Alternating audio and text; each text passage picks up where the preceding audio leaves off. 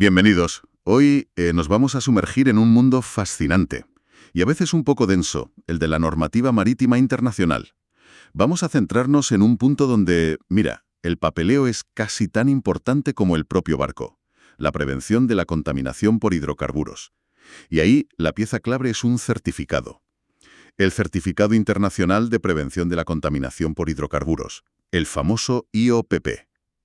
El objetivo de hoy es desgranar bien qué es este certificado, no solo la definición, ¿sabes?, sino cómo se consigue, cómo se mantiene al día, que tiene su miga, y sobre todo cómo se controla que se cumple. Y eso nos lleva directos a las inspecciones y al, bueno, a veces temido, control del estado rector del puerto, el PSC.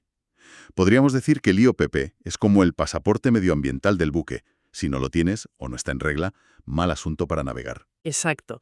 Y es fundamental entenderlo bien desde el principio. A ver, el IOPP no es un papel más que guardar en una carpeta. Es la confirmación oficial, internacional, de que un barco cumple con todo lo que exige el anexo 1 del convenio Marpol. Y este anexo es, digamos, la Biblia para luchar contra la contaminación por hidrocarburos que viene de los buques.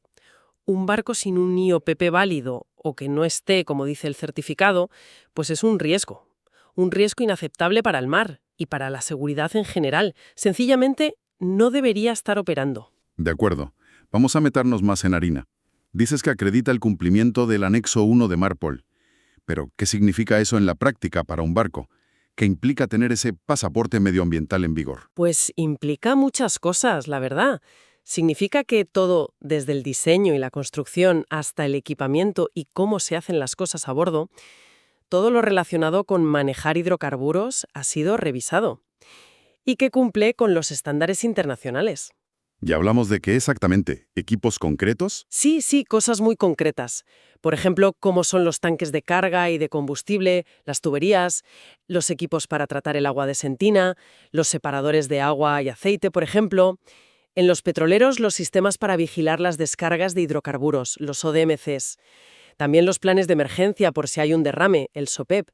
Vamos, un montón de medidas técnicas y operativas. La fuente que consultamos usaba la analogía del carné de identidad ambiental del buque. Aunque a mí quizá me gusta más tu idea del pasaporte medioambiental. Porque sugiere eso, ¿no? Que necesitas tenerlo sellado y al día para poder viajar, para operar por el mundo. Demuestra que el barco ha pasado un examen y está apto para navegar sin ser una amenaza de contaminación grave. Si no lo tienes válido, eres como un sin papeles ambiental. Te pueden parar en cualquier puerto. Precisamente. Y esa parte de al día es la clave. Sacarse el certificado la primera vez es solo el principio. Para que siga valiendo, hay que pasar un ciclo constante de inspecciones. Técnicamente las llamamos reconocimientos. La idea es asegurar que el buque no solo cumplía al salir del astillero, sino que sigue cumpliendo después de años de navegar, con el desgaste, posibles cambios. Hablas de un ciclo. ¿Cómo es ese ciclo? Imagino que no es una revisión cada 10 años y ya está. No, no, que va. Es un proceso muy estructurado. Hay, digamos, 4 tipos principales de reconocimientos para que el IOPP siga vigente durante toda la vida del barco. El primero es el reconocimiento inicial. Este es el más completo, el más a fondo. Se hace antes de que el barco empiece a navegar por primera vez, o si le hacen una reforma muy grande que afecte a lo del anexo 1. Es una inspección de arriba abajo, vamos. Miran estructura, equipos, sistemas, materiales, todo. Que cumpla Marpol a rajatabla. Es como la ITU inicial, pero a lo bestia y enfocado en el medio ambiente. Vale, esa es la primera foto. Pero claro, los equipos se usan, se estropean, hay desgaste. ¿Qué pasa después? Pues ahí entra el reconocimiento de renovación. El certificado IOPP vale como máximo 5 años. Para renovarlo otros 5, el barco tiene que pasar otro reconocimiento completo, muy parecido al inicial en cuanto a lo que miran. Comprueban que a pesar del tiempo y del trabajo, el buque sigue cumpliendo todo. Es un examen final para ver si sigue apto para el siguiente lustro. Si no lo pasa, el certificado caduca y el barco legalmente no puede operar. 5 años. Sigue pareciendo bastante tiempo. Supongo que habrá controles entre medias, ¿no? Para que no haya sorpresas en la renovación. Claro, claro. Para eso están el reconocimiento intermedio y el anual. El reconocimiento intermedio se hace una vez durante esos 5 años, normalmente entre el segundo y el tercer aniversario del certificado. No es tan a fondo como el inicial o el de renovación, pero sí se centra mucho en los equipos clave. El separador de agua y aceite, el famoso OWS, el ODMCS si es un petrolero, tuberías, bombas, todo lo del anexo I. Buscan ver que siguen bien, que funcionan y que se les ha hecho el mantenimiento correcto. ¿Y el anual? Es algo más rápido, una comprobación general. El reconocimiento anual, como dice el nombre, es cada año. Bueno, más o menos. Tienes una ventana de 3 meses antes o después de la fecha de aniversario del certificado. Es una verificación más general, sí, pero igualmente importante, ¿eh? Miran que no se hayan hecho cambios raros sin permiso en la estructura o en los equipos importantes, que los papeles estén en regla y que los equipos principales parezcan estar bien a simple vista y a veces hacen alguna prueba sencilla para ver que funcionan. Es un chequeo regular para asegurar que no te desvías mucho entre las inspecciones gordas. Todo este ciclo, inicial, anuales, intermedio, renovación, forma un sistema de vigilancia continua. De entendido. Parece un sistema bastante completo, la verdad. Ahora, la pregunta es, ¿quién hace estas inspecciones? ¿Son funcionarios del país del barco? Es que le da la bandera, vamos. Pero en la práctica, lo normal es que las administraciones deleguen estas inspecciones en lo que se llaman organizaciones reconocidas, las ORR, que suelen ser las sociedades de clasificación. Seguro que suenan nombres como DNB, Lloyd's Register, ABS, Bureau Veritas. Son entidades con muchísima experiencia técnica y tienen inspectores por todo el mundo. Actúan en nombre de la administración, siguiendo sus normas y los convenios. En las fuentes se ponía el ejemplo de Chile. Allí es la Directemar, que depende de la Armada, la que actúa como administración marítima. Ellos harían las inspecciones directamente. ¿O también delegan? Pues pueden hacer las dos cosas. Una administración como Directemar tiene sus propios inspectores, claro, pero también puede autorizar a las sociedades de clasificación para que hagan los reconocimientos que exige la ley, como los de Marpol en su nombre, sobre todo para barcos que navegan por todo el mundo. Lo importante es que da igual quién haga la inspección física, el que firma al final y emite el certificado es la administración del país de la bandera. Y quiero insistir en una cosa, si me permites. Claro. Estos reconocimientos que hace la bandera, o quien sea en su nombre, son la primera línea de defensa, la fundamental, contra la contaminación. No son solo un sello en un papel, son la garantía de que el barco está hecho y se mantiene para ser seguro y limpio. Si esto funciona bien, la probabilidad de que haya un accidente con contaminación baja muchísimo. Pero bueno, sabemos que a veces las cosas fallan, o que no todos los países ejercen el mismo control sobre sus barcos. Y aquí es donde entra el otro actor que mencionamos al principio, el control del Estado Rector del puerto, el PSC. Esto suena como una segunda barrera de seguridad, ¿no? Exactamente. El Port State Control es eso, un sistema para inspeccionar barcos extranjeros cuando llegan a tus puertos. Es decir, si un barco con bandera de Panamá atraca en Rotterdam, las autoridades de Holanda, que son el Estado rector del puerto en este caso, tienen derecho a subir a bordo y a comprobar que cumple con los convenios internacionales importantes: seguridad, SOLAS, medio ambiente, MARPOL, condiciones de trabajo, MLC. Es una segunda red de seguridad. Complementa lo que hace el país de la bandera. ¿Y cómo funciona? ¿Paran a todos los barcos que llegan? No a todos. Los sistemas de PSC, como el Paris MOU en Europa, el Tokyo MOU en Asia, la Guardia Costera de Estados Unidos, suelen usar criterios de riesgo. Barcos más viejos, con banderas que tienen mal historial o de compañías con antecedentes de problemas. Esos tienen más papeletas para que los inspeccionen. Pero ojo, que incluso un barco considerado de bajo riesgo puede ser elegido al azar o si hay algo que levante sospechas. Justo ahí quería llegar. Las fuentes hablaban de motivos fundados para que un inspector del PSC decida ir más allá de mirar los papeles. ¿Cuáles son esos motivos fundados si hablamos del IOPP y del anexo 1 de Marpol? Pues son señales de alarma, indicios de que algo no cuadra. Las fuentes dan ejemplos muy claros. Primero, la evidencia física, que veas una mancha de aceite saliendo del barco o flotando al lado. Eso es directo. Claro, eso no deja lugar a dudas. Luego, informes o quejas. Una denuncia de un tripulante, que a menudo se hace de forma confidencial, sobre que se están haciendo trampas a bordo. O un aviso de otra autoridad, de otro barco o incluso de un avión, que haya visto una posible descarga ilegal en el mar. Entiendo. También problemas con los papeles. Que falte el certificado IOPP o alguna de sus partes. O, y esto es muy importante, que el libro registro de hidrocarburos, el Oil Record Book o ORB, tenga cosas raras. Entradas que no tienen sentido, páginas arrancadas, que falten firmas, que esté incompleto o que huela a chamusquiña, que parezca falso. Ese libro es clave. Es donde se apunta todo lo que se hace con hidrocarburos a bordo. El diario de a bordo de los hidrocarburos, digamos. Algo así, sí. Y por último, lo que el propio inspector vea durante la visita inicial. Si al echar un vistazo general ve que equipos clave como el separador de agua y aceite están hechos polvo o desconectados a propósito, bypassed o que simplemente no funcionan. ¿Vale? Son como banderas rojas bastante claras. ¿Y qué pasa si el inspector del PSC, después de investigar estos motivos fundados, confirma que hay deficiencias graves? ¿Qué poder tiene? Aquí es donde el PSC tiene fuerza de verdad.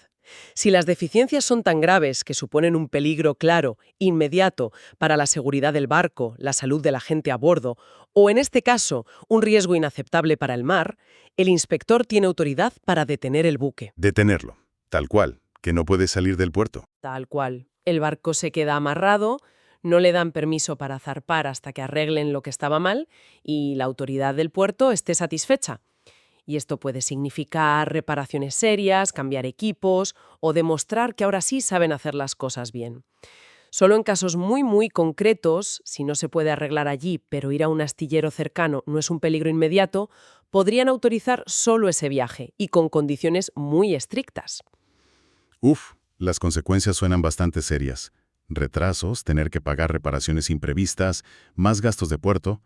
Y me imagino que la reputación de la naviera queda tocada, ¿no? Sin duda. Una detención por PSC es un palo gordo, no solo por el dinero que cuesta en el momento, es que afecta la calificación de riesgo del barco y de la compañía. Eso significa que es más probable que te inspeccionan en el futuro.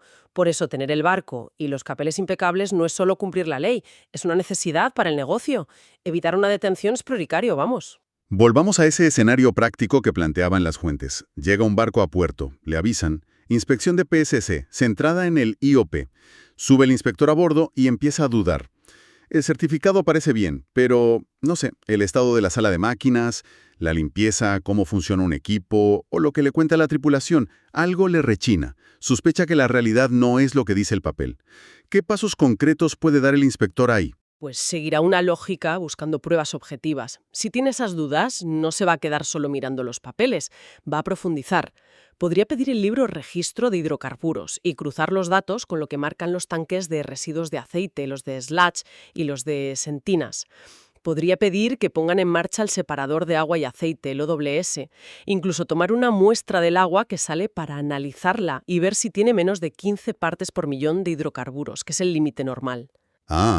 O sea, verificarlo directamente. Claro, podría mirar las tuberías a fondo buscando si hay alguna conexión ilegal escondida, las famosas tuberías mágicas, hechas para saltarse el equipo de tratamiento, y hablará con la gente clave de la tripulación, como el jefe de máquinas. Entiendo. Buscará confirmar o descartar sus sospechas. ¿Y si encuentra pruebas de que se está incumpliendo? Si encuentra pruebas nuevas, Lepirmarco no cumple con el anexo I de Marpol y cree que eso es una amenaza inaceptable para el mar, por ejemplo, un OWS que no funciona, una tubería ilegal, entonces tomará medidas. Pueden ir desde avisar de la deficiencia y exigir que se arregle antes de salir, hasta si es grave la detención del buque. Como decíamos, el principio es claro. Un barco que es un riesgo ambiental inaceptable no puede navegar. El certificado IOPP dice que no lo es, pero si la realidad lo contradice, manda la realidad. Queda clarísimo. La única estrategia que vale es cumplir de verdad siempre. Y esto nos lleva al último punto clave que destacaban las fuentes: el papel crucial de la tripulación. Absolutamente. Las fuentes usan una imagen muy buena. La tripulación son los ojos y las manos de la administración a bordo, en el día a día. Al final, el certificado IOPP es solo un papel que refleja, o debería reflejar, el trabajo constante y cuidadoso de la gente que está en el barco. ¿Y qué implica ese trabajo diario pensando en el IOPP? Pues implica muchas cosas. Lo primero, el mantenimiento. Un mantenimiento riguroso de todos los equipos que tienen que ver con prevenir la contaminación. El OWS, las bombas, las tuberías, las alarmas, los medidores. Asegurarse de que funcionan bien, como dice el fabricante y la ley. Lo segundo, manejar bien los residuos de aceite. Usar bien el OWS, apuntar las descargas que sí están permitidas, gestionar los lodos, el sludge y entregarlos en puerto cuando toque. Tercero, y esto es vital, llevar los registros, impecables y sinceros. En el libro Registro de hidrocarburos, la parte 1 para la sala de máquinas, la parte 2 si es petrolero. Cada vez que mueves combustible, cada vez que usas el OWS, cada descarga de sentina o de lodos, todo tiene que estar anotado con precisión. Ese libro es un documento legal y lo miran con lupa en las inspecciones. Vamos, que hay que ser meticuloso. Mucho. Y cuarto, comunicar. Si algo falla, si hay una avería, cualquier cosa rara, hay que decirlo a los oficiales y a la compañía para que se arregle. Entonces, si la tripulación hace bien todo eso, mantenimiento, operar bien, registrar todo, las inspecciones deberían dar menos miedo. Exacto. Si la cultura a bordo es de cumplir y de ser profesional, una inspección de PSC o un reconocimiento de la bandera o de la sociedad de clasificación se convierte en una forma de demostrar que haces las cosas bien. No es que se quite toda la tensión, porque siempre puede salir algún detallito, pero el riesgo de que encuentren algo grave o de que te detengan baja muchísimo. El certificado IOPE deja de ser un papel que tienes que defender y pasa a ser el reflejo natural de que trabajas de forma responsable. Muy bien, pues vamos a recapitular lo más importante que hemos visto hoy. Hemos analizado la importancia vital del certificado IOP, ese pasaporte medioambiental bajo el anexo 1 de Marpol. Hemos visto cómo se mantiene vivo ese certificado con los reconocimientos, inicial, de renovación, intermedio y anual, un ciclo constante de verificación. Y hemos entendido cómo el control del Estado Rector del puerto, el PSC, actúa como esa red de seguridad internacional con poder real para parar a los barcos que no cumplen y son un riesgo. Y hemos insistido mucho en esa conexión que es inseparable entre la norma, cómo está el barco de verdad, física y operativamente, y la responsabilidad diaria de la tripulación. Cumplir no es solo tener un papel. Es el resultado de mantener las cosas bien, operar con cuidado y ser honesto en los registros. Todo para proteger el mar, que al final es de lo que va Marpol. Perfecto. Y para terminar, una reflexión que surge de todo esto y que las fuentes apuntan como un desafío constante en el día a día del mar. Hemos hablado mucho de reglas, de certificados, de inspecciones, pero ¿cómo choca toda esta normativa tan estricta con las presiones del trabajo diario en un barco?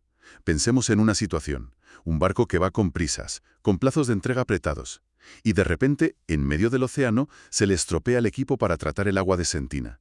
¿Cómo equilibra la tripulación la necesidad de seguir la ruta y cumplir horarios con la prohibición total de hacer una descarga ilegal? Ese punto de fricción, ¿no?, entre la eficiencia, la presión comercial y cumplir las normas ambientales a rajatabla, sobre todo cuando pasan cosas inesperadas. Ahí es donde se ve de verdad la cultura de seguridad y de protección ambiental de una compañía y de su gente a bordo. Es una tensión que está siempre ahí y que obliga a tomar decisiones difíciles y éticamente responsables en el puente o en la máquina.